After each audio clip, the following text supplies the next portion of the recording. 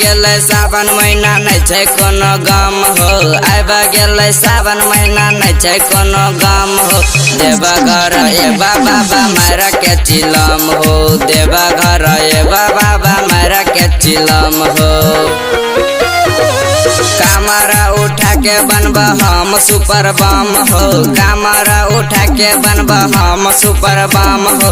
देवा घर एबा बाबा मारा के चिलम हो। देवा घर एबा बाबा मारा के चिलम हो।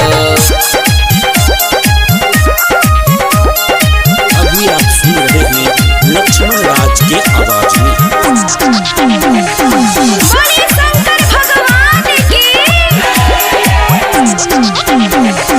बनलिया तोहर चेला कहै छिया बेरी।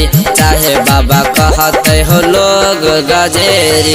बनलिया तोहर चेला कहै छिया बेरी। चाहे बाबा कहते हो लोग गजेरी। केनहू के सहिल बसा बाटा सीतम हो। केनहू के सहिल बसा बाटा सीतम हो।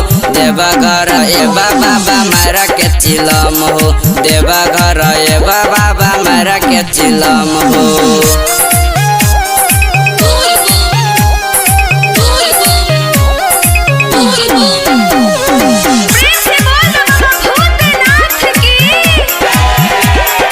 म्यूजिक बाय संजय छलिया। सावन पीबा बाबा बूटी तोहर हो। चाहे लक्ष्मण राज भजत कमजोर हो। सावन पीबा बाबा बूटी तोहर हो। चाहे लक्ष्मण राज भजत कमजोर हो। कहै छ शिव नारायण बाबा दुनू हाथ जोड़ हो। कहै छ शिव नारायण बाबा दुनू हाथ जोड़ हो।